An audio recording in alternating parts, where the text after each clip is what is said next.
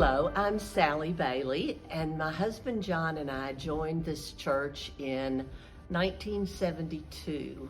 We had visited here while he was in law school, went away for the service, and then came back. And with us came our daughter Shelby, 3 years later, Fran, and many years later, our grandchildren. But we all are here. In fact, at one point, we had 4 generations of us here. My mother was here for a couple of years, and John's parents were here for a couple of years. So we had 4 generations at that time. We have found that there have been some good roles for women in the church in these years that we have been here. We've all served on the session. Not Kate, she's not old enough yet, but the 3 of us have served on the session. I was the first female superintendent of the Sunday school several years ago. We did a lot of service projects where we had leadership roles, and I'll let the girls talk a little bit about that instead of just what I did. But I found that here the church was open to women and what we were able to do. And I found that for our family, this was a connecting point for us, that we could go all of our separate ways during the week, but we all came together on Sundays to do one thing or another, whether it was Vacation Bible School or the women's retreat or choir, youth choir. I even sang in the summer choir one summer. And so there's been plenty for us as females to do. What did you all find that was meaningful for you as well? So I think for us, being intergenerationally at Westminster, we would take the various pieces that we were plugged into on Sunday mornings, and then we would have family dinners. At one point, those even included the Tomey family, and discuss what had gone on in the morning from the various avenues that we've been involved in and coming back together. From a female perspective, I don't remember as well that ever being a barrier in this place. I remember hearing Mom talk about it more from her generation, but what they gifted us, I think, is that we always felt really comfortable with, if you wanted to see something here that you didn't see, you started it. And that wasn't necessarily a woman thing so much as maybe a Bailey thing, but I know, we started a Sunday school class. Fran has started a Sunday school class. We've certainly been involved in a bunch of other ministries in this place.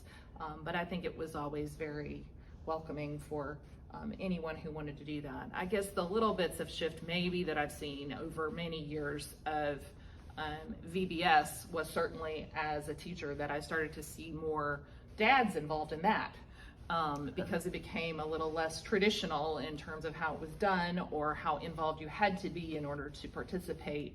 And that's become more of a parent thing than a mom thing. And Toddlers and Twos, I guess, has seen that shift too. So, Yeah, Mother's Day Out became Parents' Day Out at one point when we were all involved in that as well. Mm-hmm. And I remember when we got here, the session was all male, and the women fixed dinner for the session. So you'd see them all scurrying around, and the men sat at the table and made all the decisions, and the women waited on them. And we all kind of said, I'll wait on that one. And we heard that story growing up. Mm-hmm. I mean, we always did, and we're like, here's what you girls won't be doing. That's right. This is a place where we don't do that now. And women sit on the session. They don't serve the session. And so we did that too. That's right. What about you? Yeah, and I think demonstrably that is the piece that I would say continues to have been a part of my experience here at Westminster. And what I mean by that is having these incredibly strong role models, but the ones that I tended to look to the most and continue to are the female role models. And as Shelby said, it was very much just a part of the fabric of being here. And it took my getting more mature in years to fully appreciate the true instigation of organizations, service entities that we consider to have always existed, that were started by very powerful women in Westminster. And I remember very well hearing years later that Debbie Tate basically started Renewal House. And she did that in her own, quiet way that as a kid, I wasn't even aware of.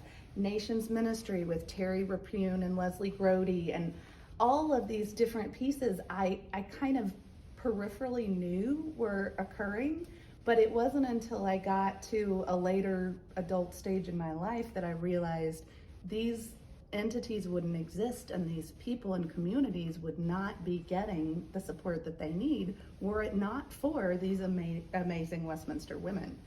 And so one of the pieces that Amy Sheridan and I were able to pick up on that was we started FaithWorks, and that would not have happened. FaithWorks is an all-day service day that the whole church does once a year.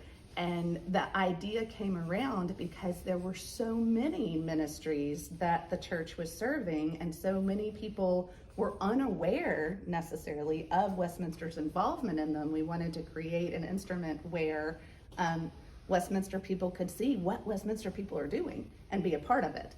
And that was encouraged and supported at the outset, and we've now, we're gonna celebrate our 12th year of that event.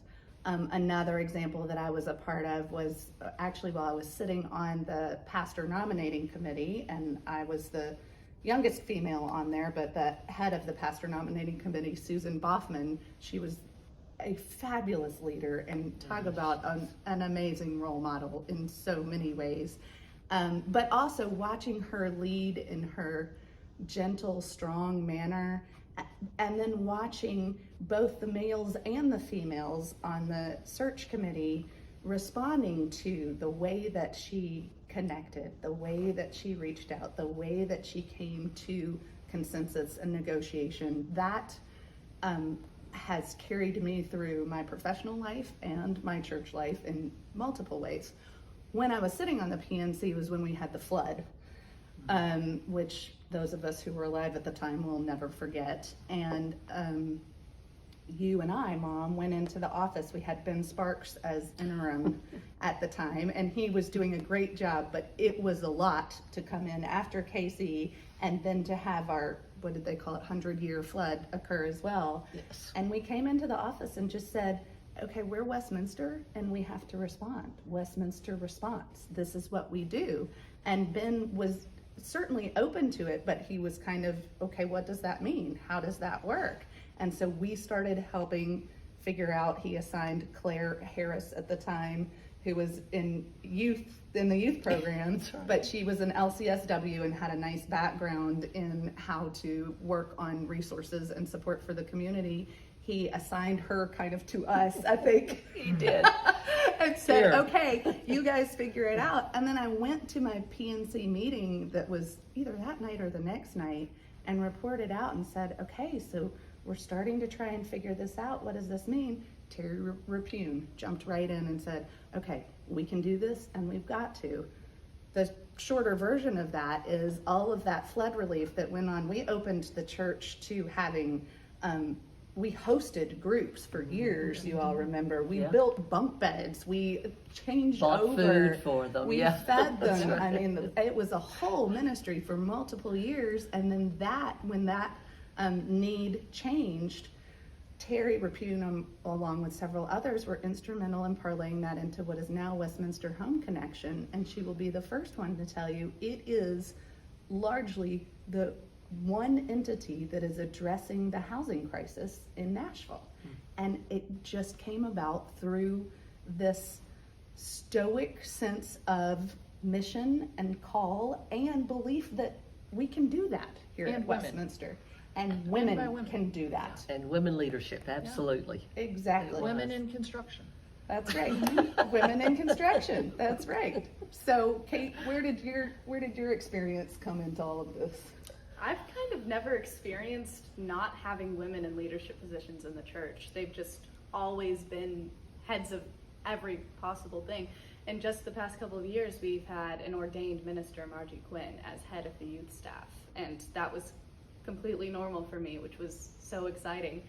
And I'm also in the Laudate Youth Choir, and so in 2022, I believe the summer of 2022, we went on the Spain choir tour, and with some of the adult choirs, and I got to know so many fabulous females through that I'm still friends with and I still get to sing with, and it's having such fabulous role models has been invaluable to me.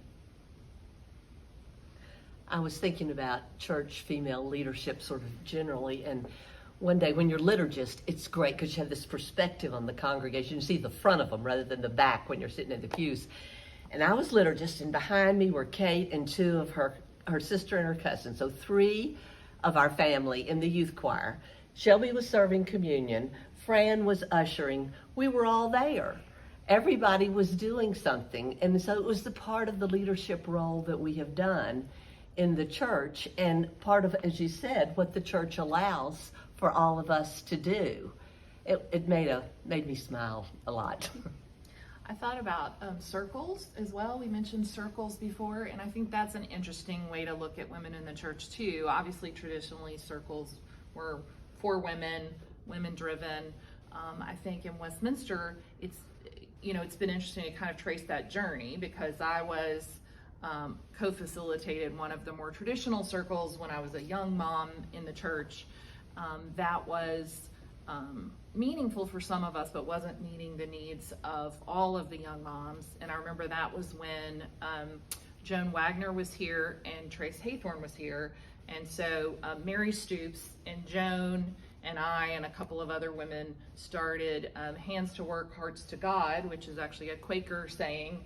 And it was a circle for moms with young children who met really just to give each other emotional and parenting support in a spiritual setting. And I just remember how supportive Westminster was of that. What do you all need and how can we help you? And for some of us, it was literally just having a couple of hours a week where we knew we had children safe in the nursery and we could spend time with other women our age. And that group of women are still some of my very closest friends at Westminster today. And I've seen the circles become evening time or book studies or different, interest kinds of groups to accommodate the lives of women today. Working women, women who don't work outside the home, women who do a little of both. And I think it's a good sort of model for how that has tracked through over the years. And then some that I think are still very similar to the former model and are still meeting at their regular time and giving each other that kind of support. And so that's kind of a neat picture. And I think we've all done various circle involvement too. Right. Even the retired women, we have our own. We don't Yeah, call it a circle, exactly. but it's the same thing. Exactly. But you're also doing yoga at the church and Yes. playing pickleball at the church, and Yes. it just continues on and on. What is needed and how do we respond to that need? And I think the common thread we're expressing here is none of us have felt, not only have we not felt barriers, we've felt supported and encouraged in following through on what we feel like God is calling us to do, what we feel like this church community wants and needs, and that has been seminal in the way that I have really focused on trying to not only make my own family decisions, but in making sure that my daughters have a similar environment and a similar experience as well. Kate, what would Annie and Nora say if they were here? Our other two are in college, but I was just thinking about, I think mine in particular Nora walked out of Westminster saying that she wanted to be a pastor. And that is maybe not going to stick, but is not, is a fairly unusual thing today. And I do attribute that to some of the experiences that Kate talked about, whether it was with Margie, whether it was with Kelly Christie, or Ann Schulze, or some of these other wonderful women that she has spent so much time with in this place. And that desire to serve and that desire to be a woman in charge of her own destiny, it came from here. So. And the youth council too. You've been part of that for several years, Yes, right? I've been on youth council for I think 2 years now. And last year my sister Annie was co-moderators with her other friend Sarah Jean Caber, so 2 females. And then this year we have Charlie Perry and Caroline Bryant, so also female as co-moderators. So I think it's continuing on through the generations of females leading anything that they're interested in. And didn't you all do the research to determine what mission trips the junior high and senior high would did. be on? And TJ, I think, has been pretty instrumental in having them find out what resources they have, where they are, supporting them in doing that, but empowering them to make decisions that are really important for the youth of our church. Okay, what about Montreat? What about the leadership, female leadership at Montreat? Because I know it's important to a lot of you all. It is. Montreat is such a tradition for us youth, and people look forward to it every year. I know that I do. And we've had Margie leading it. This past year we had Katie Gossage leading it. And it's just such a fabulous place for everybody to come together. And there are always women in places of power at Montreat, which is also great to see. And isn't Sophie has a job Sophie's- there every Sophie single does. summer, She doesn't does. she? We Sophie see her is every really summer. involved. Yeah, We yeah. see her every summer. That's Yeah, right. and in the Everything Old is New again, Fran and I both went to Montreat, and I think I was actually singing in the youth choir when it became Laudate, which is kind my of gosh. interesting too. So it's been a minute. And when you go to Montreat, who's the former church member that treats you all to ice cream? Jean, I don't know her last Geddes, Jean Geddes. Geddes. She buys ice cream for all the youth at Montreat every Summer. And she's also the one, my daughter was working at a camp nearby all summer and bumped into her on Main Street, and she said, "You're a Bailey, I know who you are." And Nora was like, "Oh gosh, I left the whole state and you have found me." And she just recognized her face. She didn't connect her until she said something, and she's like, "I met the ice cream lady again on Main Street in Montreat." It was Jean. And I think Annie would acknowledge, particularly right now, she's in her first year in college.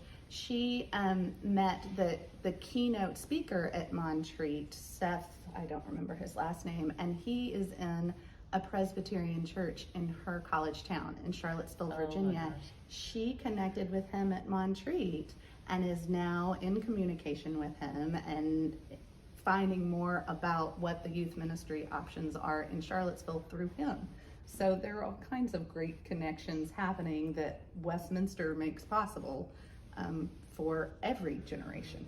So as the 150th anniversary is upon us, I think we've explained what historically this place has meant to us. There is so much that is still intact that is going to be leading us forward, but one of the ministries that I've really been enjoying being a part of, now that I am in a different phase of life, I am on the Young Families Care Committee, and we connect with the families as they're growing and new babies come in. And one of the things that I have loved watching is there is a lot of joint interaction, both moms and dads. There is a lot of offering help for working mom as she's returning to work, having been home to have the new baby. And there's a lot of really great connection and mentoring going on with this group where people are able to say, I remember so well the guilt that I felt when I went back to work and put my new baby in childcare, and I had to work through that, and let me help you with that. And all of this is paying itself forward as we really, stand on the shoulders of giants, being the women who have come before us and said, this is how I did it. This is how I'm doing it. How can I help you on the way? Yeah, I was thinking as we were just talking through the various things that Westminster has been, as long as we've known it, and that's been a minute, a place that was willing to listen, a place that was willing to hear what the people were asking for, what the needs were, what the needs of the community were, and how the world itself was changing and adapting, and how do we serve and how do we live out our faith in a world that is changing faster than any of us can keep up. And so I think that that lends itself toward great hope for the future in this place, because this is not a place that is like, we are here and we're always going to be just like this and nothing is ever going to change. It becomes more of a, we're listening. and we're aware, and we're not afraid to talk about hard things, and we're not afraid to figure out a way to address tough problems, both in the community and in the building. Since Kate is our future here at Westminster Presbyterian, we're going to let her take a stab at what she sees the future to look like here at church. Kate, give it a whirl. I think one of the great ways to get a little look into the future is Senior Sunday, because it gives seniors in high school a chance to take leadership opportunities, to write and present a sermon. It's just a great way I think it's a great bridge between being a teenager and going out into the world as an adult. And I love Senior Sunday every year, and I think it's a glimpse into the future. It really is. Well, as we celebrate our 150th year, my hope is that Westminster continues to be a church with diverse opinions. That's how I learn the best. And I like all different ideas, and I want people to talk to me about those. And then the last thing is, I hope at some point we will have a head female minister. It's time. Thank you.